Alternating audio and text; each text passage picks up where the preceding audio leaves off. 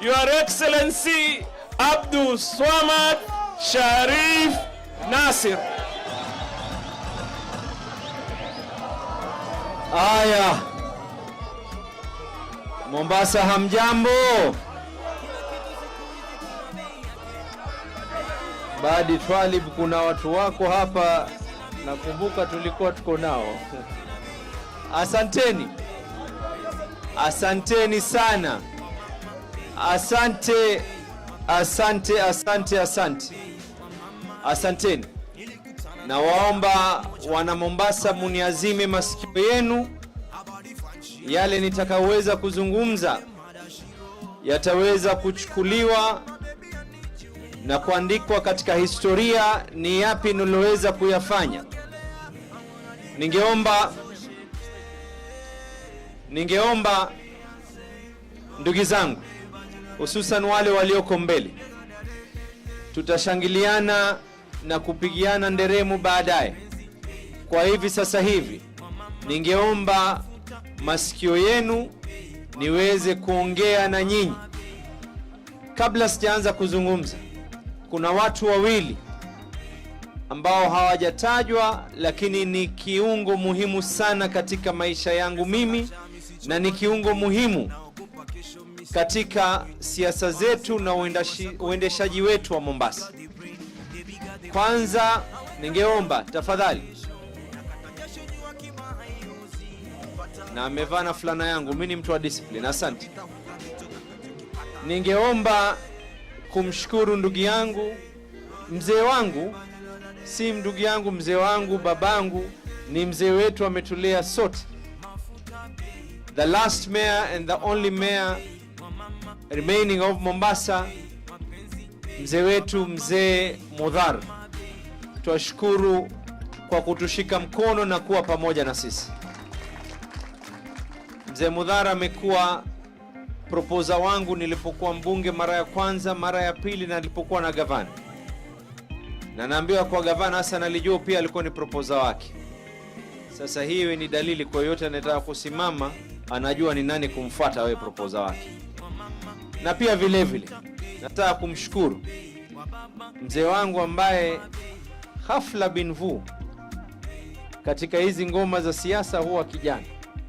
Mzee wangu mwenye Omar, ambaye watu, chairman wangu wa CDF, ameniomba anataka kustaafu, lakini mimi nitazungumza na familia yake, ni lazima tuweze kuwa pamoja na yeye anisaidie na kazi hizi, sio?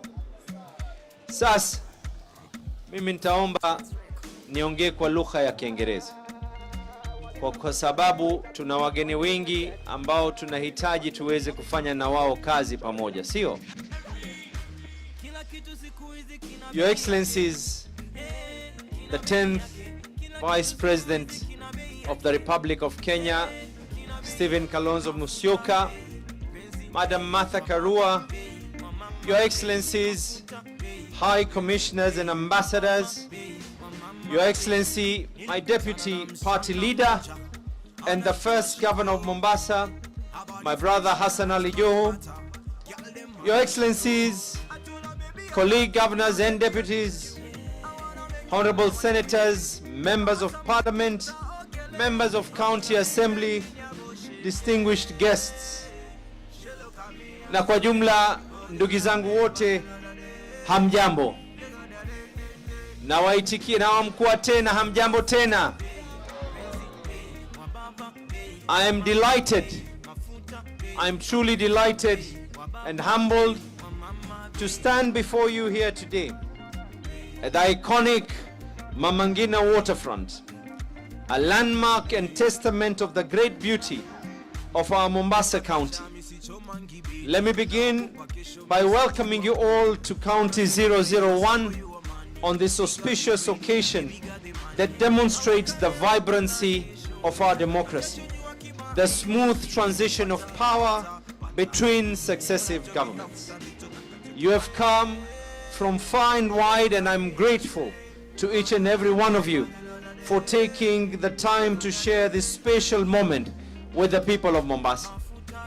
This is a sign of the great support for our movement to give our county a new beginning. This is a sign that our movement is the people's movement. And indeed, the people have voted for the People's Project. My reciprocating pledge to you all is that Mombasa shall remain to be of the people, for the people, and by the people. I'd like to take this opportunity to thank the people of Mombasa for exercising their democratic right on the 29th of August and coming out to elect a governor of their choice. As a county, we had 2 false starts, but when the moment finally came, the people made their voice heard at the ballot, and I'm humbled that you chose my deputy and I to serve. I will always and ever be unforgiving for running a clean campaign with the greatest respect and dignity for all. It is our solemn intention to carry this approach forward in our governance. Now that the elections are behind us, I would like to take this opportunity with utmost humility to extend a hand of friendship to my electoral competitors and all those who may have voted for other candidates. I have personally called those who competed against us, and today I make special recognition of my brother, His Excellency Daktari William Kingi, for being here together with us. Let us join hands and let us join efforts to unite the people of Mombasa and forge ahead to tackle emerging challenges together. I want to assure every resident of Mombasa that whether you voted for Abdul Swamad Sharif Nassir and Francis Toya, or you voted for anyone else, it is my solemn oath before the Almighty that I shall be a servant governor to all, regardless of the color of their skin, their ethnicity, their religion, or their political beliefs. The greatest revenue that we enjoy as a county is that of our people. Over the past 10 years, when I served as a member of parliament from Vita constituency, I was at the heart of efforts to unite the diverse communities residing in Mombasa County. I have worked hand in hand with the people to create a sense of communal belonging where everybody feels welcome in Mombasa. My commitment today is to carry this forward as your servant governor.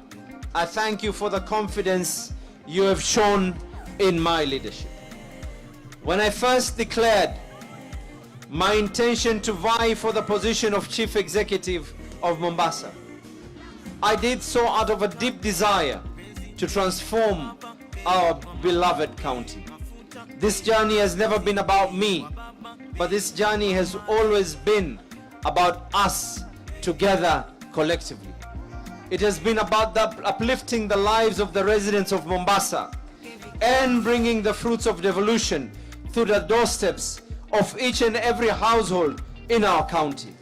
This journey has been about making Ugatuzi work for you in line with the dreams and vision of those who came before us, those who fought for Majimbo, illustrious names, the likes of Ronald Ngala, and the likes of my late father, Sharif Nassir, and an icon who is living right now, my party leader, Raila Amolo Odinga. And at this juncture, to wish those who are no longer with us, those who have departed and have been there with this struggle, may the Almighty bless them in a better place, and may they be proud of the achievements we have achieved and those we are yet to achieve and have targeted to. I intend to honor our historical promise and bring devolution to you, the people. within the first 100 days of my administration, I intend to roll out the Serikali Mitaani program. Serikali Mitaani will bring government and all its services from the governor's office in Treasury Square directly to you in your various homesteads. We want to make sure services are easily accessible to you wherever you are. Towards this end, my government shall with immediate effect issue a directive that the sub-county administration is expanded from sub-county and ward administrators to include village administrators who will be drawn from our local communities in order to enhance the efficiency of service delivery. The success of my county government shall be determined by the collaboration and support of our esteemed county government workers. The journey to transform Mombasa shall not be a short sprint, but shall be a long-distance marathon. And I cannot do this alone. We will require everyone's support. I cannot do it without each and every one of you. This is why it is my topmost agenda that it shall be to ensure that we have a good working relation with you, the county employees. Your input shall be invaluable, and I will do my part to ensure you are well treated, including the timely payment of your salaries and the diligent remittance of your statutory deductions. As your servant governor, my top priority shall be the economic revival of Mombasa County. And I'm glad during my inaugural speech that we have development partners with us here today.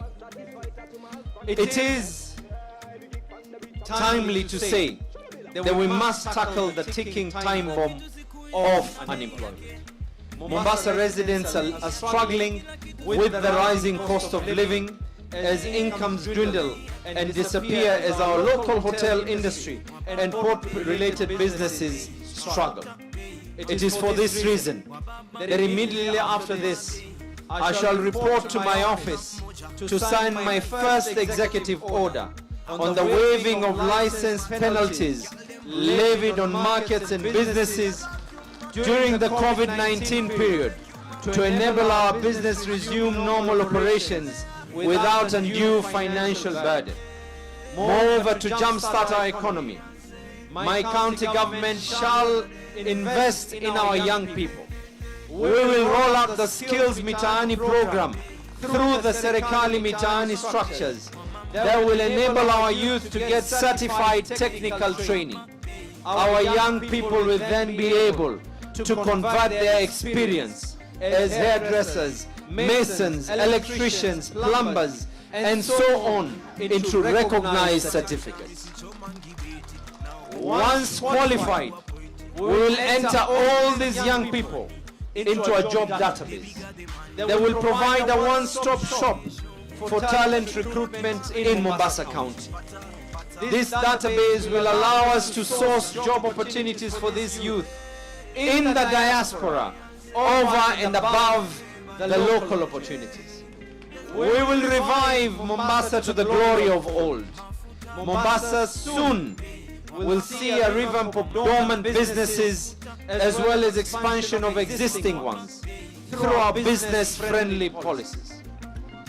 Despite being strongly in Azimio, I will work together with the County Assembly to fast-track legislation to consolidate licenses in Mombasa into a single business permit.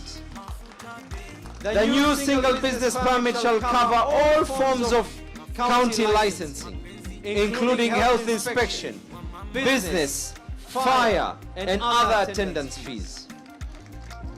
I shall also be signing an executive order to waive historical clamping fees on all public service vehicles as well as private vehicles to allow the county start afresh in the collection of parking revenue.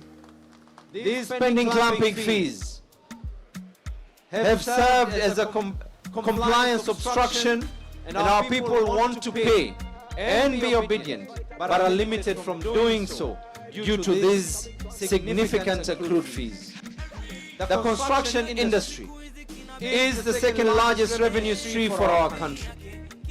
Property developers shall have a reason to flock to Mombasa under our administration, as they can expect a hastened, transparent and automated building approval process.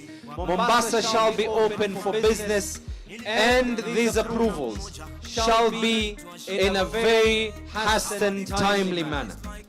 As the governor of Mombasa, despite being in Azimio, strongly, let me restate my responsibility to hold and uphold the Constitution, and in particular the spirit of one central government and 47 devolved governments under a unitary state that are independent but mutually cooperative.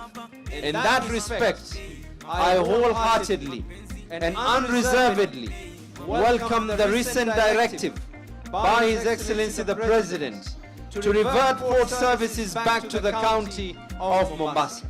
This is a bold step in the right direction towards the economic revival of our county.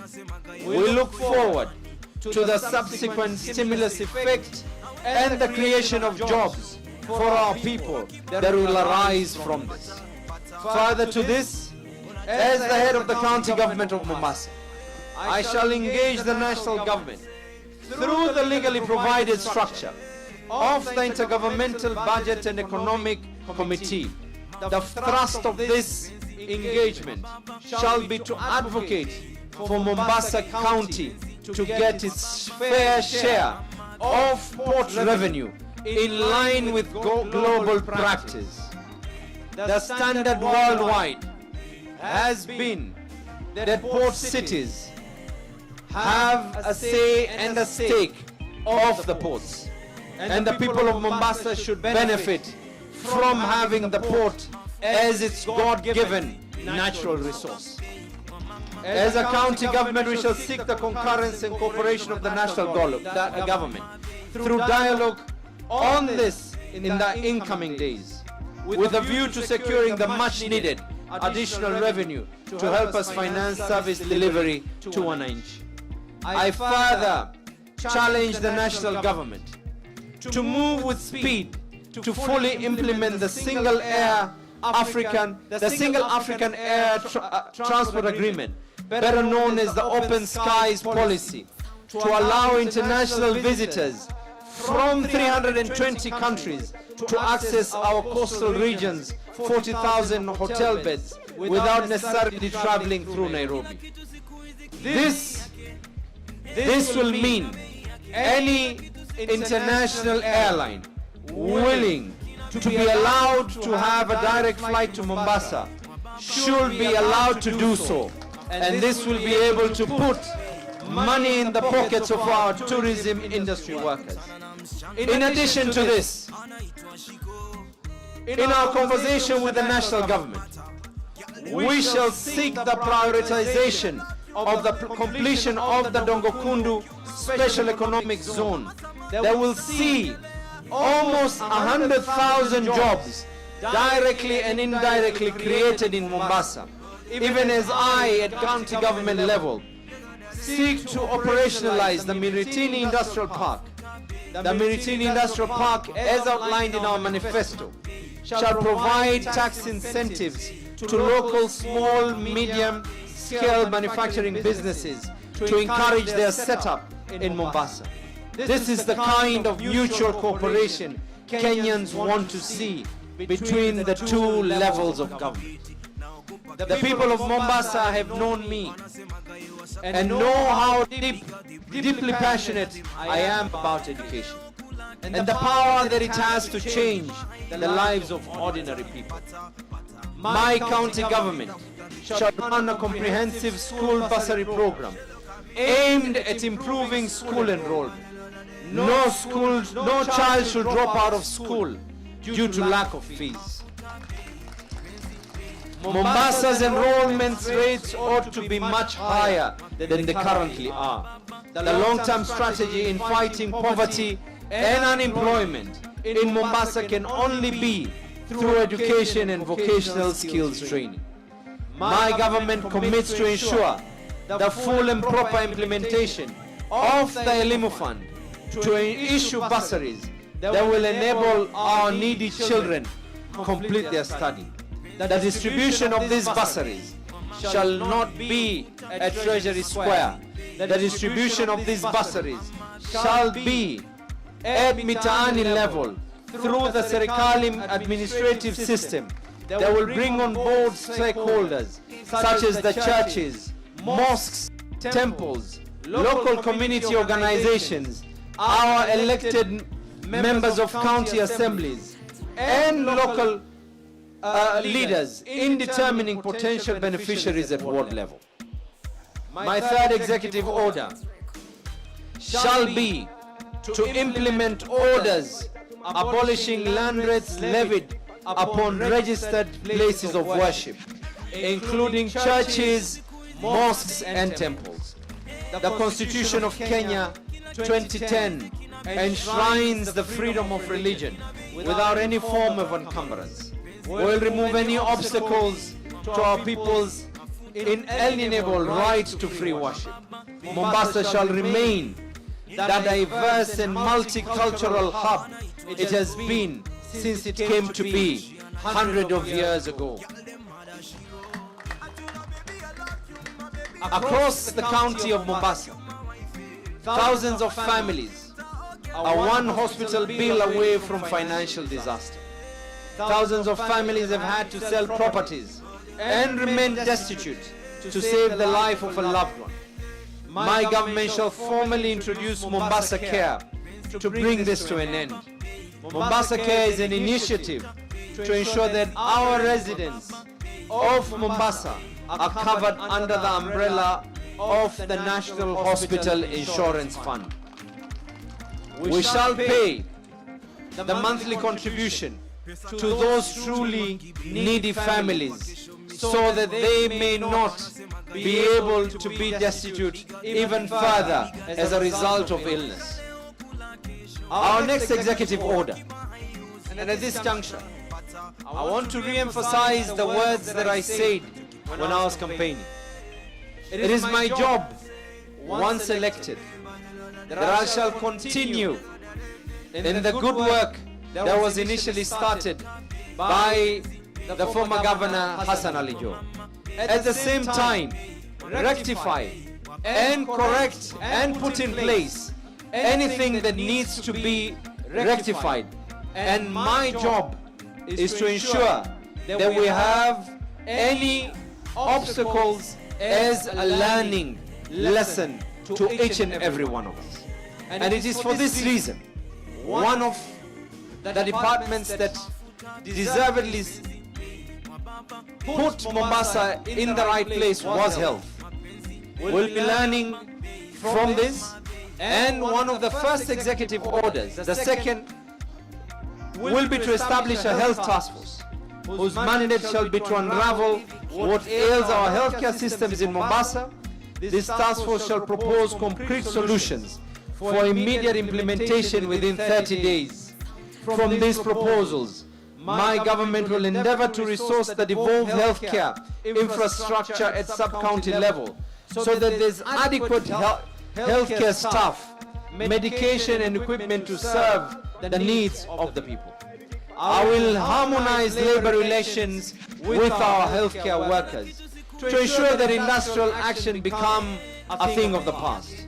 We will deal conclusively with the endless strikes in our health sector through open, honest dialogue with our healthcare workers. We will resolve issues of continuous and progressive training for our healthcare workers and process overdue promotions in consultation with the County Public Service Board. And as well, incorporate community health workers and community volunteers in this task of ensuring that the health sector remains to be number one, not just in Mombasa but the whole of Kenya. During the electioneering period, I spoke extensively about the Mombasa Mwanzo Mpya. which has been about inclusivity and bringing people together. Today I make the public commitment that my government will reflect the face of Kenya. There shall be no discrimination, and I will always endeavor to uphold my oath without fear or favor for the benefit of the people of Mombasa. I want to assure the people of Mombasa that under my leadership, we shall look for alternative ways to tackle the issue of garbage and garbage collection. Within the first 100 days, my government shall float an international expression of interest to invite strategic partnership to assist the county comprehensively manage our solid waste in a manner that is sustainable and not just affordable but profitable for us as a county. We can be able to turn Mombasa into an energy producing county through the garbage that is produced on a daily basis. My intention is to run a transparent and accountable government in line with the provisions of the law and the Constitution of Kenya. I welcome the oversight of our members of County Assembly, our Senate, and the civil society. Every step of the way, we will espouse the spirit of public participation. My administration shall endeavor to always share information for public scrutiny, and I encourage our brothers and sisters of the civil society to conduct continuous social audits of the county's processes. We will partner with the civil society to uphold issues of human rights in all our matters pertaining to the mandate of the county government. Our resolve is firm, our plans are ambitious, and our hope for the future is truly bright. To equally put our inspectorate through the integrity test, I shall be forming an independent inspectorate oversight authority to allow the public to rightfully place their cases on an oversight authority. In closing, I'd like to once again thank and take the opportunity to recognize all the national leaders who have gathered with us here today. Their presence is a reflection of the great love that they have for our people, for which I am deeply humbled. If we have succeeded, it is because they have paved the way for us. I just want to say that I do not take any of you for granted. I shall continue to seek your wisdom and counsel from time to time as we work to make Mombasa emulates its county code, truly 001. May God bless Mombasa. May God bless Kenya. Asanteni sana. DJ kidogo. Kidogo. Nimeongea kimombo sana. Aya, siasa imeisha, wakati wa kukejeliana kisiasa imeisha. Mimi nawaomba na nawasihi. Nawaomba na nawasihi. Mmoja kidogo yule aweza kuzungumza mpaka alfajiri kesho. Namjua. Nilikuwa naye nikiwa Jomvu tukifanya kampeni na bado. Asante. Mimi kwa niaba yangu kwanza ni kutoa shukrani kwenu nyote. Huu ushindi si wa Abdulswamad Sharif Nassir na Francis Thoya peke yake. Huu ushindi ni ushindi wa watu wa Mombasa wote. Kauli yangu kwa watu wa Mombasa: siasa tulifanya na tukaweka heshima katika siasa zetu. Sasa ni lazima tugeuze siasa, tuifanye kazi ile tuloweza kuahidi watu wa Mombasa. Hatuwezi kufanya kazi ikiwa tutaendelea na lugha ya kukejeli wale tulioshindana nao. Ni lazima tukubali wakati umefika wa sisi sote kushikana mikono na kusema tuisongeze Mombasa mbele. Mombasa ilipigiwa kura kwa kura ya debe ya siri. Hakuna anayejua aliyenipigia kura ni nani na ambaye hakunipigia kura ni nani. Lakini ni lazima tuwahudumikie watu wote wa Mombasa. Naomba mutupe nafasi tuweze kubadilisha manifesto yetu iwe ni kazi zile mnazozitaka. Tunataka kuanza kuweka mikakati na hatutoanza kusema tunasubiri wiki ijayo ama nini. Kazi inaanza moja kwa moja tukitoka hapa. Ni lazima mutupatie muda tuweze kurekebisha ili watoto wetu, vijana wetu, ndugu zetu waweze kupata ajira wanaostahiki katika Mombasa hii. Haya hayatowezekana ikiwa tutaendelea na lugha za kejeli za kampeni. Haya hatowezekana ikiwa tutakuwa hatutopeana nafasi ya kuifanya ile kazi. Mimi kauli yangu ya mwisho, kazi hii hatutoweza kuifanya peke yetu.